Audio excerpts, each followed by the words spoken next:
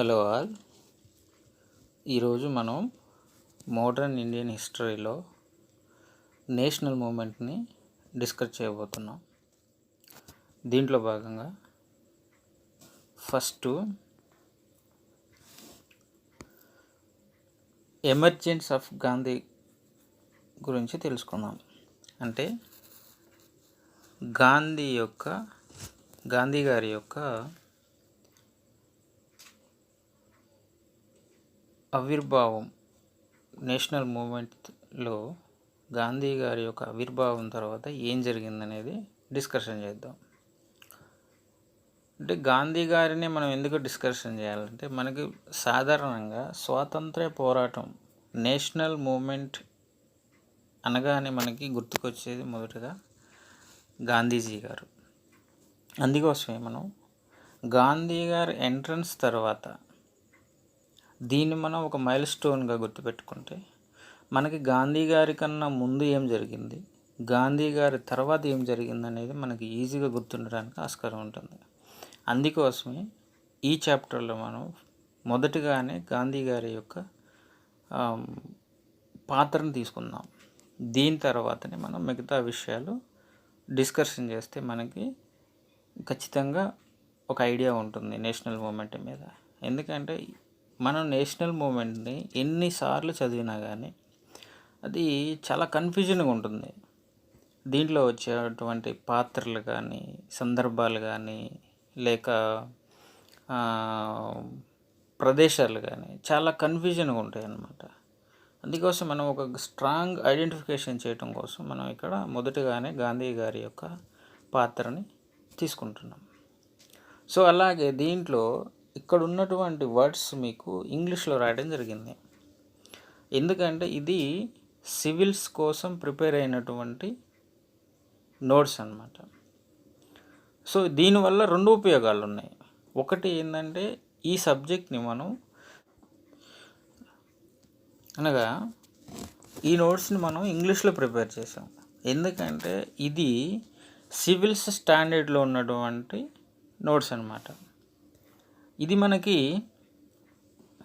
Group 1 కానీ, group 2 కానీ, SI, police constable లెవెల్లో కానీ మనకి ఉపయోగపడుతుంది.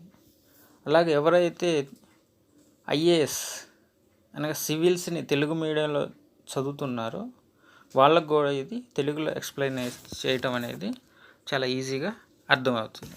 అందుకోసమే మనం 2 సైడ్స్ తీసుకున్నాం. ఒకటి ఇంగ్లీష్లో ఫాలో కావటం, తెలుగులో నేర్చుకోవటం. అలాగే నవడేస్ మనకి ఇంగ్లీష్ యొక్క ఇంపార్టెన్స్ కూడా పెరిగింది కాబట్టి మనం ఈ విధంగానే ప్లాన్ చేయడం జరిగింది. So kindly try to understand.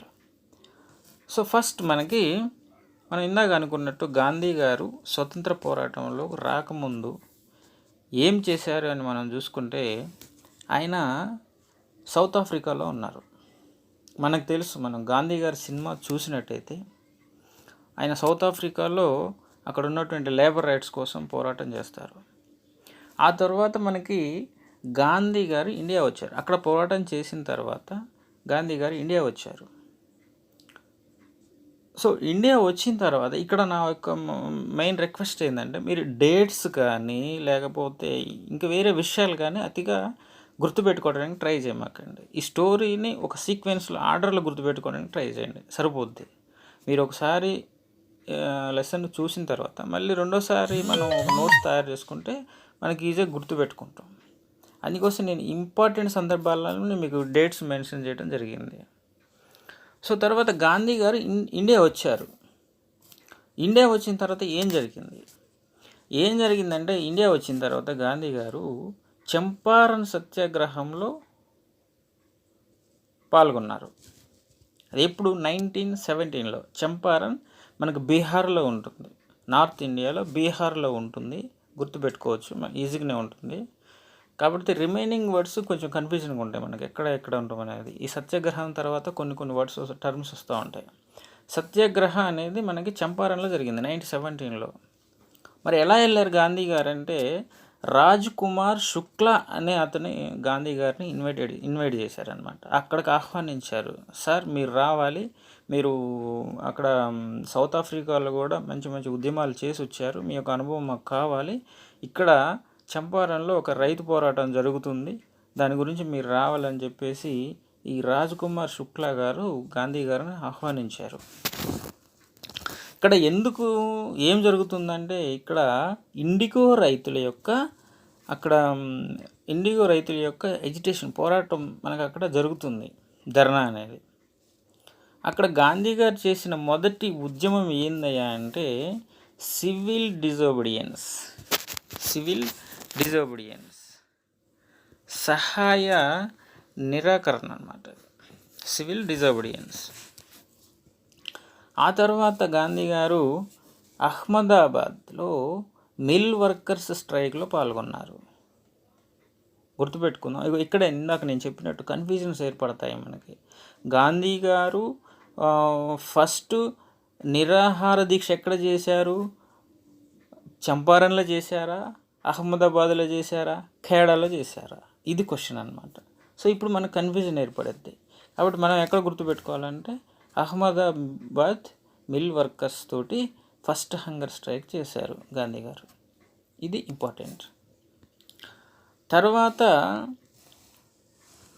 1919లోనే అదే మిల్ వర్కర్ స్ట్రైక్లో ఏంటి ఆ స్ట్రైక్ యొక్క ముఖ్య ఉద్దేశం ఏందయ్యా అంటే వేజెస్ని 35% పెంచాలని చెప్పేసి వాళ్ళ డిమాండ్.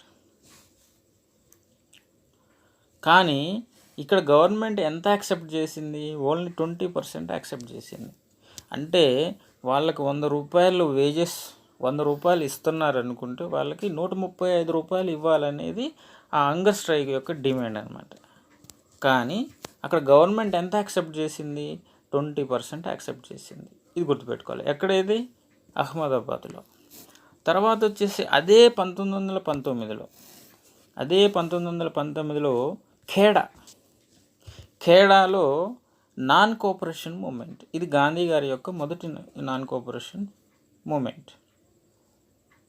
సహాయ నిరాకరణ. సో ఇక్కడ మనకి 3 ఉదంతాలు జరిగినాయి.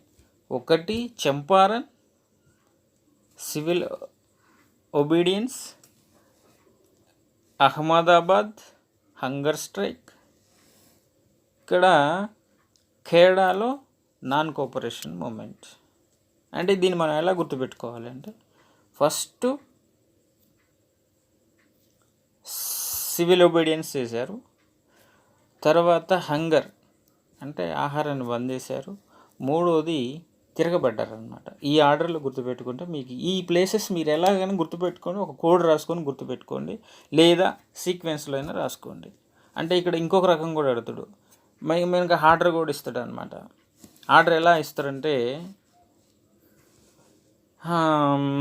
మనకి చంపారణ్, అహ్మదాబాద్ మిల్స్, ఖేడా ఈ రెండింటిని సరైన ఆర్డర్లో గుర్తించండి అని అంటాడు. క్వశ్చన్ వస్తుంది, అప్పుడు చాలా కన్ఫ్యూజ్ అవుతాం. అందుకోసమే నేను బాగా స్ట్రెస్ చేసి చెప్పాను. ఈ ఏరియాస్ కొంచెం అర్థం చేసుకోవటానికి ట్రై చేద్దాం.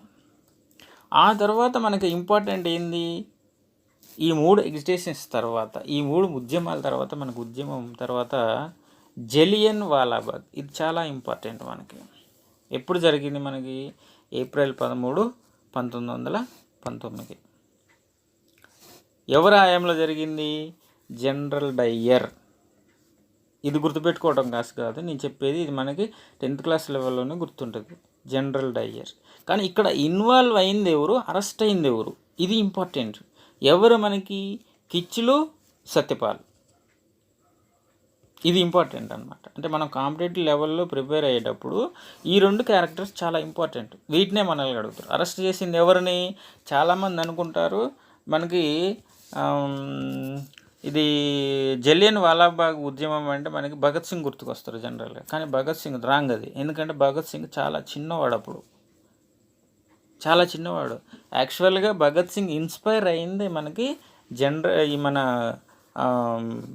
జలియన్ వాలాబాగ్ తర్వాతనే అతను ఒక విప్లవాత్మక ఆలోచనలకి అట్రాక్ట్ అవుతాడు అనమాట. సో ఇలా జరిగిన తర్వాత మనకి గుర్తుపెట్టుకోవాలి. తర్వాత మనకి ఏం జరిగింది, రవీంద్రనాథ్ ఠాగూర్ గారు ఆయన యొక్క నైట్ వుడ్ని త్యజించేశారు. ఈ జలియన్ వాలాబాగ్ యొక్క ఉదంతం కోసం మనకి రవీంద్రనాథ్ ఠాగూర్ నైట్ వుడ్ని త్యజించేశారు. ఇక్కడ మనకి మళ్ళీ ట్విస్ట్ ఇస్తాడు కాంపిటేటివ్లో. ఎలా ఇస్తాడు, జలియన్ వాలాబాగ్ ఉదంతం వల్ల గాంధీజీ గారు అతని బిరుదుని త్యజించేశారు అంటారు. This is the wrong. So వాస్తవం ఏంటంటే రవీంద్రనాథ్ ఠాగూర్ నైట్ వుడ్ని ఇగ్నోర్ చేశారు అతను. సో తర్వాత మనకు గుర్తుపెట్టుకోవాల్సింది Khilafat movement, non cooperation movement. ఈ రెండు కలిసిపోతాయి మనకి. 1919 జలియన్ వాలాబాగ్ ఉదంతం తర్వాత ఈ ఖిలాఫత్ మూమెంట్ అనేది మనకి 1919 నుంచి 1922 వరకు జరిగింది. ఇది మనకి 1922 వరకు జరిగింది. 27 కాదు, ఇది ఇక్కడ మనకి రావట్లేదు, స్పేస్ లేదు కాబట్టి 1922 వరకు జరిగింది, గుర్తుపెట్టుకోవాలి. అయితే ఇక్కడ మనకి non cooperation movement along with Khilafat movement మనకి రెండు కలిసి మనకి ఉద్యమాన్ని నడిపించినాయి. అయితే ఏంది అసలు ఖిలాఫత్ మూమెంట్లో మెయిన్ క్యారెక్టర్స్ ఎవరంటే షౌకత్ అలీ, మహమ్మద్ అలీ. వీళ్ళని ఆలీ బ్రదర్స్ అంటారు. ఎవరు? షౌకత్ అలీ, మహమ్మద్ అలీ. తర్వాత ఇక్కడ గాంధీ గారి యొక్క ముఖ్య రోల్ ఏంటంటే ఈయన ఆల్ ఇండియా ఖిలాఫత్ కమిషన్కి ప్రెసిడెంట్గా చేశారు గాంధీ గారు. ఇది గుర్తుపెట్టుకోవాలి. ఇది సాధ్యమా? జనరల్గా ఖిలాఫత్ మూమెంట్ అంటే అది ఎవరు ముస్లిం సోదరులు ప్రెసిడెన్సీ తీసుకోవాల్సిన సందర్భం. కానీ ఇక్కడ ఈ రెండు మింగిల్ అయిపోయినాయి కాబట్టి గాంధీ ప్రెసిడెంట్గా వ్యవహరించారన్నమాట. ఇది చాలా ఇంపార్టెంట్. తర్వాత అదే సంవత్సరం మనకు ఒక ఇష్యూ జరిగింది. ఏంటి ఆ ఇష్యూ అంటే ఈ గాంధీ గారు ఖిలాఫత్ ఉద్యమానికి సపోర్ట్ చేస్తున్న సందర్భంలో తిలక్ గారు ఇతను రిఫ్యూజ్ చేశారనమాట. అంటే తిలక్ గారు యాక్సెప్ట్ చేయలే. ఎందుకు? ఖిలాఫత్ మూమెంట్ అనేది ఒక రిలీజియస్ మూమెంట్. అది ఈ రిలీజియస్ మూమెంట్ని సపోర్ట్ చేయడం తిలక్ గారు యాక్సెప్ట్ చేయలేదు, Balagangadhar Tilak. At same time అక్కడ జరిగిన ఇంకొక ఇష్యూ, అదే సంవత్సరం మనకి అదే ఆగస్టులో తిలక్ గారు చనిపోతారు. He was passed away. So ఇది మనం గుర్తుపెట్టుకోవాలి. ఆ తర్వాత మనకి ఏం జరిగింది, నేషనల్ మూమెంట్. సో ఇప్పుడు గాంధీ గారి ఫేజ్ అనేది కొంతవరకు మనకు ఒక ఐడియా వచ్చింది. ఏం జరిగింది, ఖిలాఫత్ మూమెంట్ తోటి మింగిల్ అవ్వడం గాంధీ గారు. తర్వాత మనకి చంపారన్ మూమెంట్, ఖేడా మూమెంట్, ఆ తర్వాత అహ్మదాబాద్ మిల్ స్ట్రైక్ అన్నమాట. ఈ రెండింటి తర్వాత మనకు వచ్చింది, ఇదే ఫేజ్లో మనకు వచ్చింది రివల్యూషనరీ యాక్టివిజం.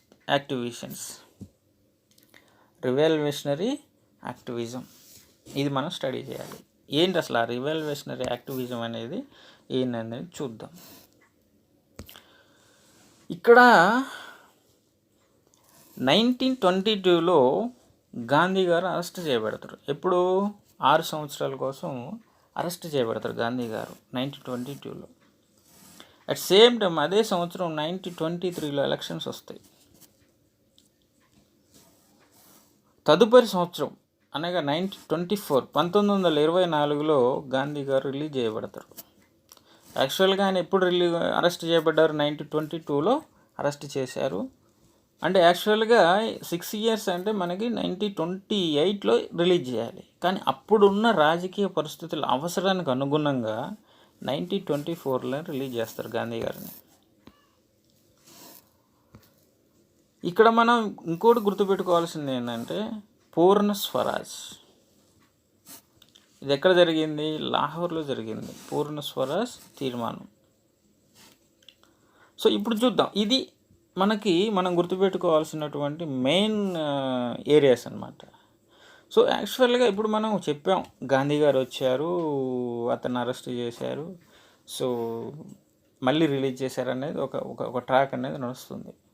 కానీ ఈ 1920s టైంలో రివాల్యూషనరీ అనేది ఎలా స్టార్ట్ అయింది అనేది చూడాలి. అప్పుడు మనం ఉద్యమాన్ని 3 కోణాలలో చూడగలుగుతాం.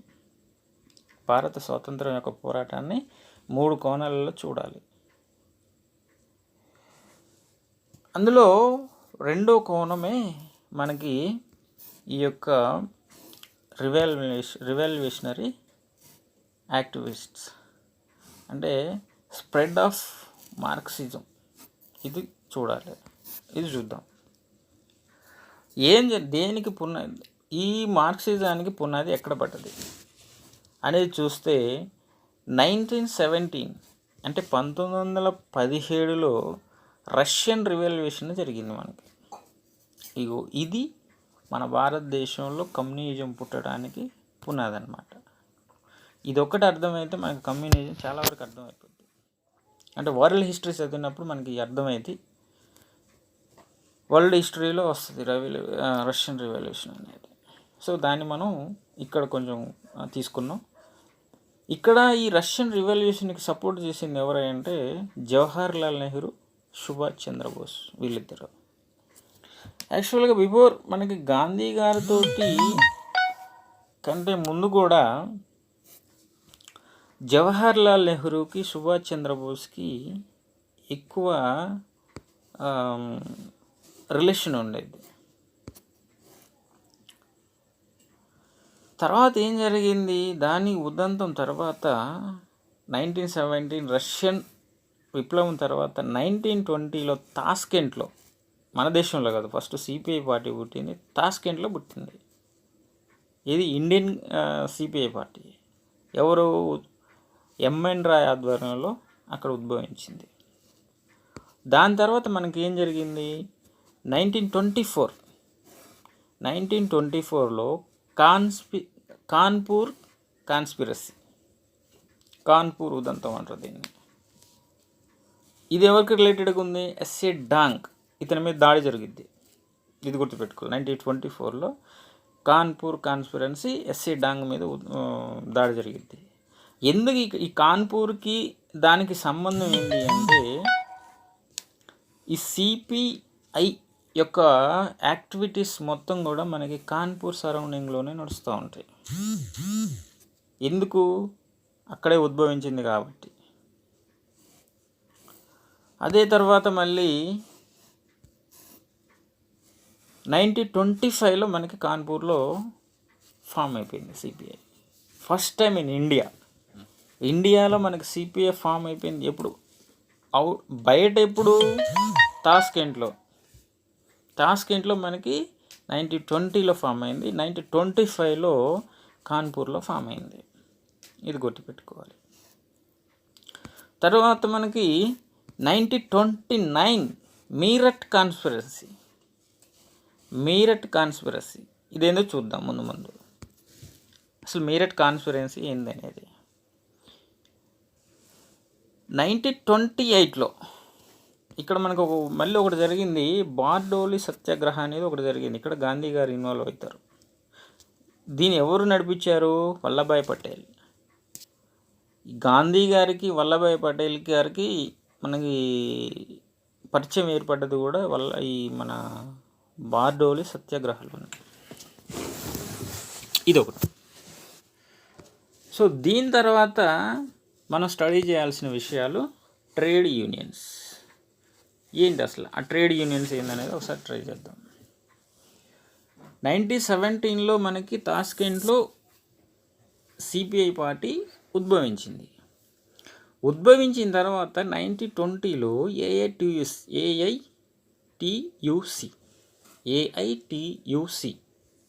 ఎంఎన్ జోషి ఆధ్వర్యంలో ఏర్పడ్డది.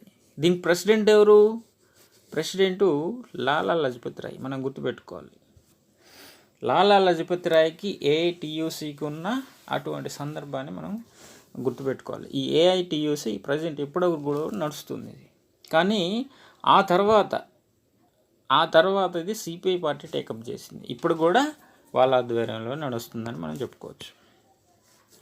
ఆ తర్వాత 1923లో మేడే ఎక్కడ, ఫస్ట్ మద్రాసులో, ఇండియాలో, ఇండియాలోనే మనకి 1923లో మేడేని సెలబ్రేట్ చేసుకోవడం జరిగింది. ఎక్కడ, మద్రాసులో. ఆ తర్వాత మనం స్టడీ చేయాల్సిన విషయాలు క్యాస్ట్ మూమెంట్స్. ఏంటా క్యాస్ట్ మూమెంట్స్? క్యాస్ట్ మూమెంట్స్ అంటే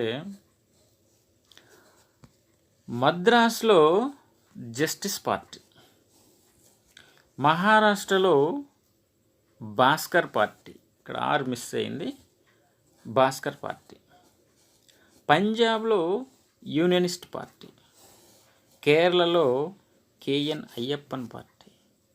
మనం చూస్తూనే ఉంటాం. ఈ మధ్యలో వచ్చినటువంటి ఎగ్జామ్ ప్యాటర్న్లో మనం చూస్తాం. వీటన్నింటిని ఇవ్వటం మ్యాచ్ ద ఫాలోయింగ్ అంటాం, లేదా వీటన్నిటిని మిస్ మ్యాచ్ చేసేసి ఏది కరెక్ట్ ఏది రాంగ్ సెలెక్ట్ యువర్ సెల్ఫ్ అని ఇవ్వటం. ఇది చూస్తున్నాం మనం. కాబట్టి వీటిని కొంచెం నోట్ చేసుకుంటే ఒక ఐడియా వస్తుంది మనకి. మనం ఇక్కడ 2 విషయాలు గుర్తుపెట్టుకుంటున్నాం. ఒకటి, గాంధీ గారి యొక్క ఇన్వాల్వ్మెంటు, తర్వాత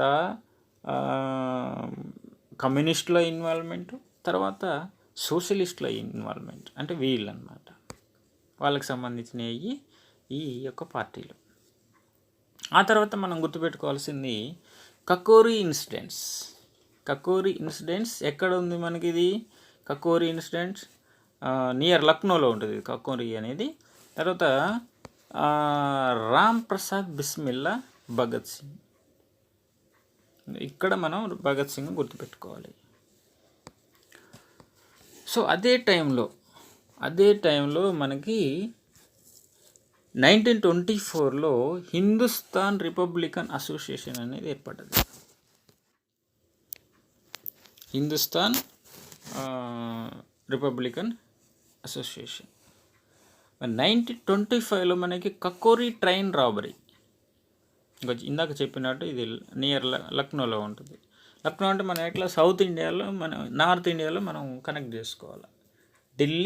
Delhi to Kanpur, Kanpur to Lucknow to Bihar, అలా వెళ్తుంది మనకి పశ్చిమ బెంగాల్ రూట్లో. అంటే ఈశాన్య రాష్ట్రాల వైపు వెళ్తుంది ఈ రూట్. ఆ ఏరియాలో మనం ఒక మ్యాప్ తీసుకోవాలి. జనరల్గా భగత్ సింగ్ అంటే మనకి వెళ్ళేది మనకి పంజాబ్ సైడు లేకపోతే రాజస్థాన్ సైడు వెళ్తుంది మన మైండ్ సెట్ కాదు. మనం దాన్ని జాగ్రఫికల్ కూడా అర్థం చేసుకోవాలి. కకోరి అనేది నియర్ లక్నోలో ఉంటుంది అన్నమాట. సో తర్వాత మనం ఇందాక చెప్పినట్టు హిందుస్థాన్ రిపబ్లికన్ అసోసియేషన్గా మనకి ఆ పేరును మార్చడం జరిగింది. ఏది? హిందుస్థాన్ రిపబ్లికన్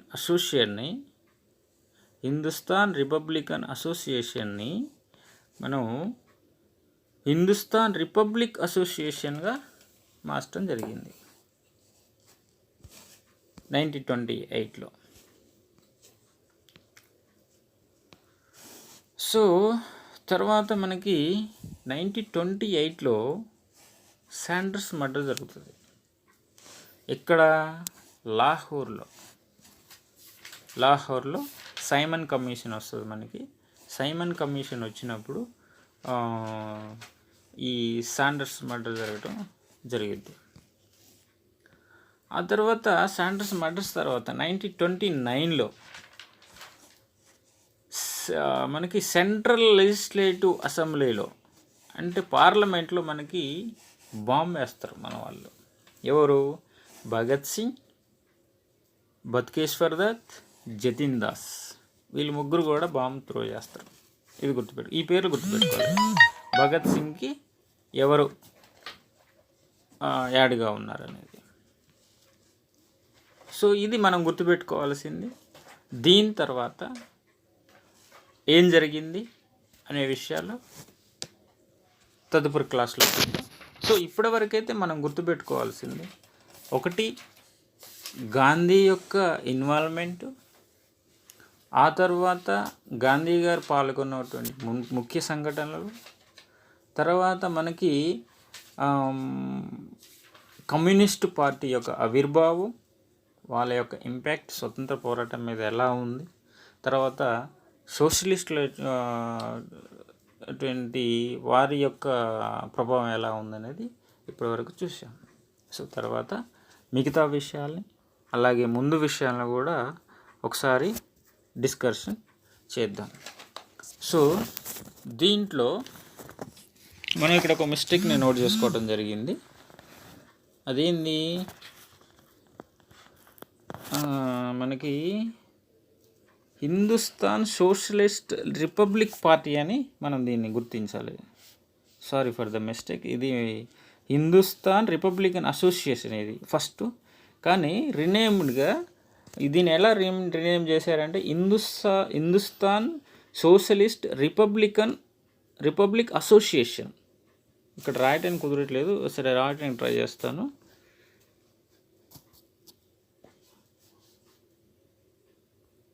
హిందుస్థాన్